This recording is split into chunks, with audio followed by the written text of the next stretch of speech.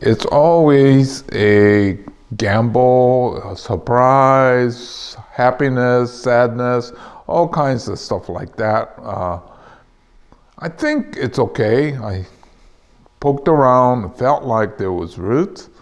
The last go around, I felt the same thing, except it was the weeds.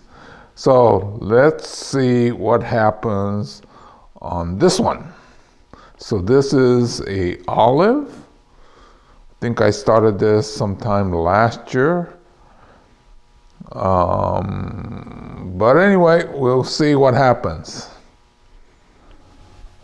Okay, so I got that cut off. Now for the big reveal.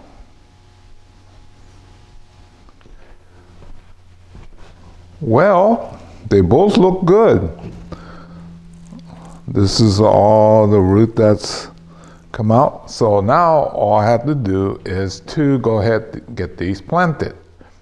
So at least this morning we're off to a great start. Today is the first day of spring. Well, I got these two potted up. Now I have to find a place where my public cannot get to it. A lot of times they get curious and they touch or move it or bump it. Well, the root ball is still quite small, so if it gets jarred or something like that, it will damage the plant. So I have to find an area where people can't get to and leave it alone till the roots get established. So these two here, if you remember, the root ball was successful, but somewhat small. If I don't take some more of the foliage off, it's out of balance and it could stress and even die. So I'm going to take out as much of these foliage as I can without ruining the style. Okay, one of the reasons I did this was because it was a nice looking top. And now I'm going to try to make it into 3 plants. A couple things you should do. One is thin out the top, or at least remove as much foliage as you can without destroying the shape.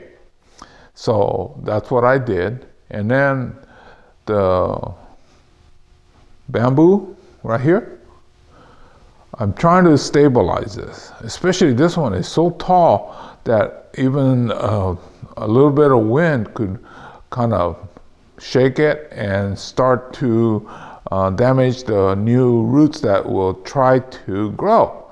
So I did this little tripod thing, and it's fairly stable.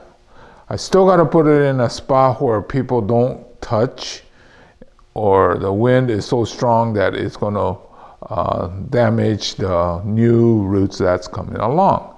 And this one here, I only needed 1 bamboo, and it's fairly stable. But the whole trick is, 1, remove the foliage as much as you can so that the small amount of root can support the top.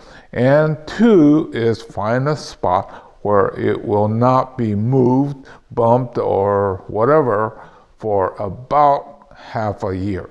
So that's where these two will be going, somewhere very well protected. Okay, now the mother plant. This is what we have, and now I need to style this.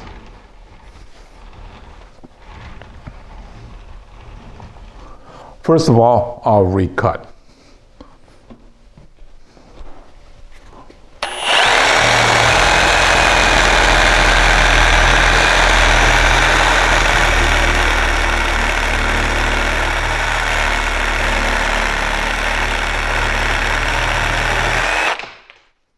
That should do it. Now, I think I'm going to try and see if I get this root. I've had success with little chunks like this in the past. It may or may not work, but I have nothing to lose anyway, so I'll go ahead and give that a try too. Okay, as I look at this, if I want more or less a traditional looking upright, I could cut all this off and then go up this line here, right? But I like some of this over here. So what if I went with more of a windswept look? Okay, in here, the line goes this way, and go this way almost equally. So I think I have to remove one for sure. Which one I'm still considering.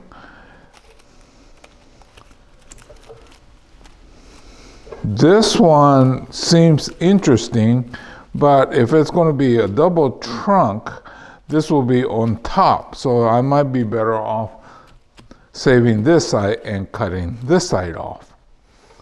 This one here, I think we're going to follow like this.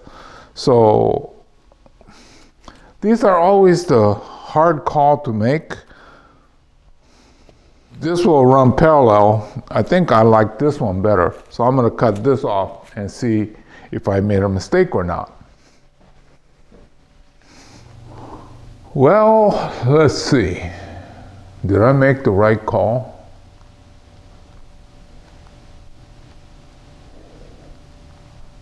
It's a good thing these olives are fast growers.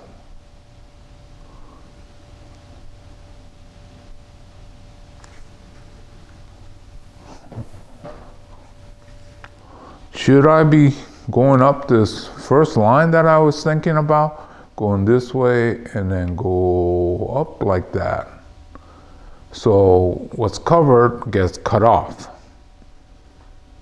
And on the lower trunk, maybe go up like that. It would be more dramatic. I wonder which will be better. You know, these are all the points that you have to constantly run through your head. And I'm thinking, I'll go, So I think I'll go that way. It seems like olive should be more upright than windswept anyway. And hopefully that is not going to be a major blunder on my part.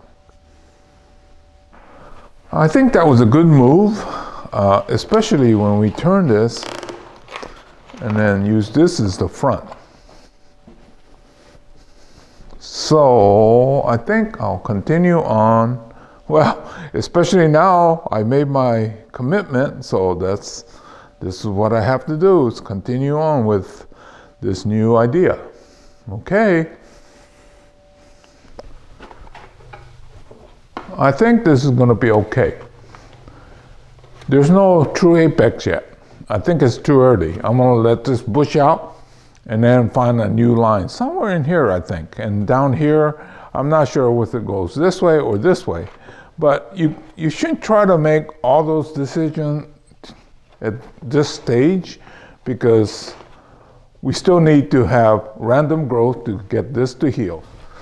So the next couple of years, we're gonna let this grow very wild. I'll put as much fertilizer as I can in here without, burning it. But we want random growth. These little branches will help to heal this area. So we're gonna probably spend the next 2 years working on healing the big wounds. So we got this one, we got this one, and we got this one. And at the same time, these will grow bushy, and then we could find which one becomes our new apex. Same thing down here. Well, so this was the olive air layering, and both were successful, but there's still chance of failure if they get bumped and kicked around. And then this one will take another couple of years before we could get to the actual styling stage. But you can see how much more dramatic it is than the original when it was really tall, right?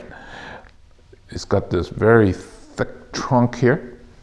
So I would say that in 5 years, this is gonna look really great. So anyway, this is Hiro saying goodbye. I'll say goodbye for now, and then I'll see you in another chapter real soon. It's bonus time!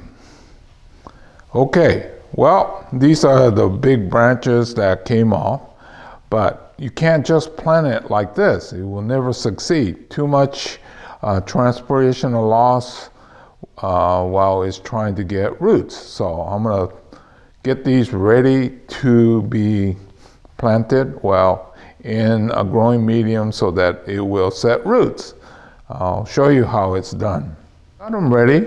I'm just going to put this in my lava rock in a tray and keep it moist but not saturated. And there's a good likelihood that these will be rooted by late summer or into the fall. Anyway, it's not always 100%, but I have nothing to lose. So when you're in a situation like this, you should go ahead and make your cuttings. Those of you that live in a high humid tropical type, I bet you these will take like crazy anyway. But anyway, we're hot and dry, but these will have a pretty good chance. So anyway, that was your bonus.